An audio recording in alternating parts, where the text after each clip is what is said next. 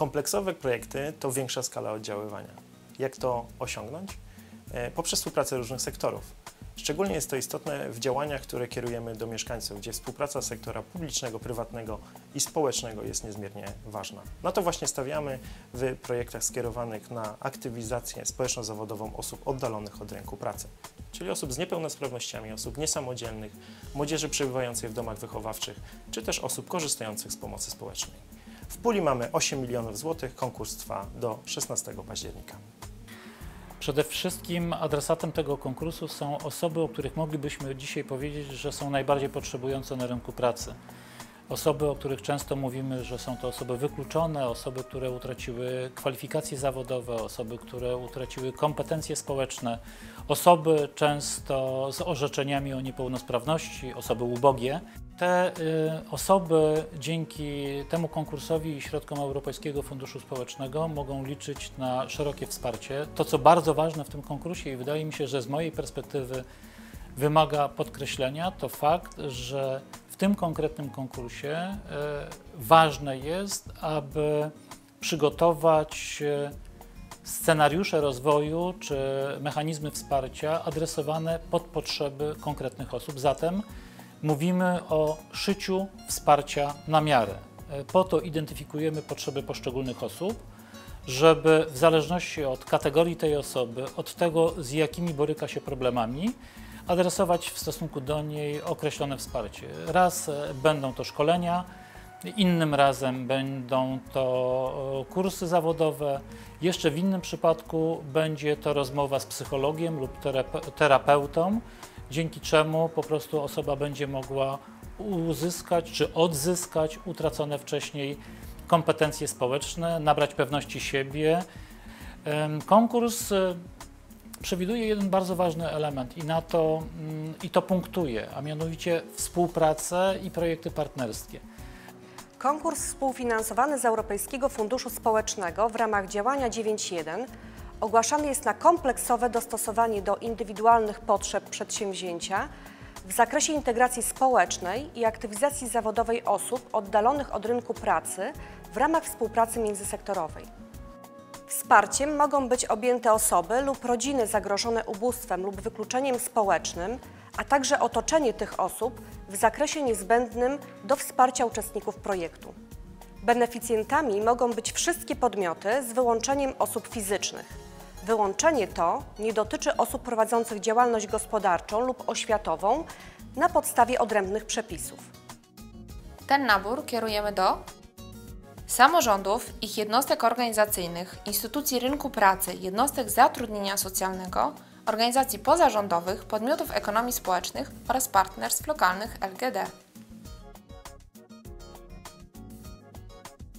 Typ operacji możliwy do sfinansowania w ramach przedmiotowego konkursu obejmuje integrację społeczną i aktywizację zawodową osób oddalonych od rynku pracy w ramach współpracy międzysektorowej. W ramach typu projektu przewidzianego do realizacji w niniejszym konkursie można zastosować szereg działań wynikających z potrzeb grupy docelowej.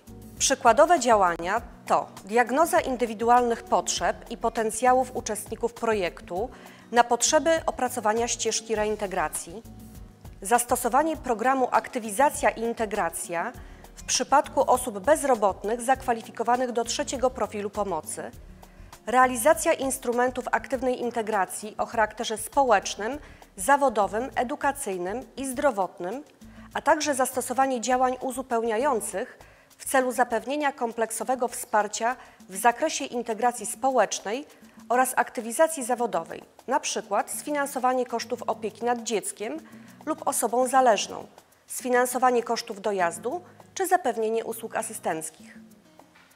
W projekcie nie będą finansowane bierne formy wsparcia w postaci zasiłków. Mogą one jednak stanowić wkład własny. Kwalifikowalne będzie stypendium stażowe, jednak musi ono wynosić co najmniej 160 godzin miesięcznie.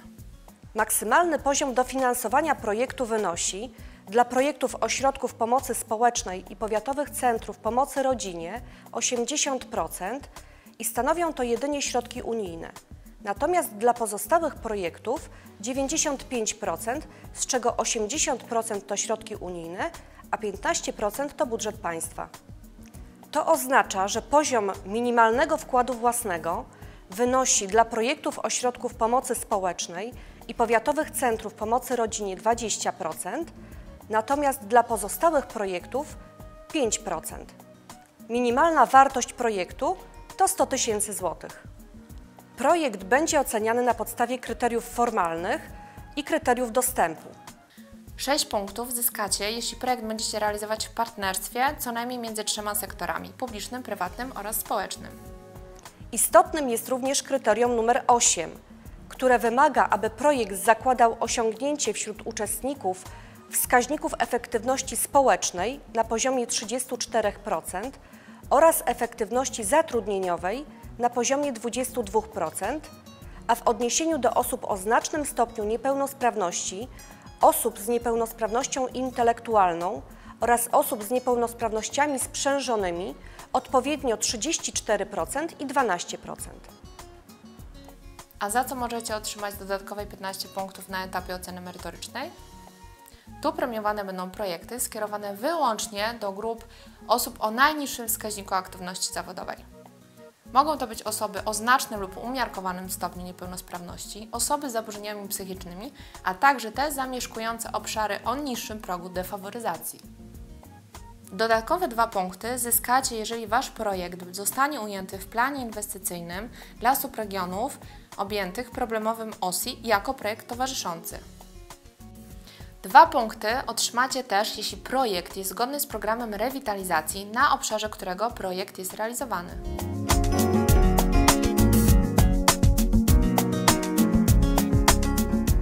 Więcej informacji uzyskacie Państwo w naszych punktach informacyjnych w Warszawie, Płocku, Ciechanowie, Siedlcach, Ostrołęce i Radomiu.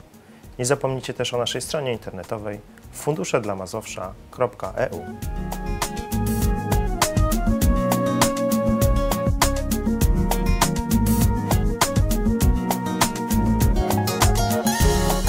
Jeśli chcecie poznać szczegóły dotyczące innych naborów, do których można aktualnie aplikować, zachęcam do obejrzenia naszych wideoinformatorów, do których linki znajdziecie w opisie do tego filmu.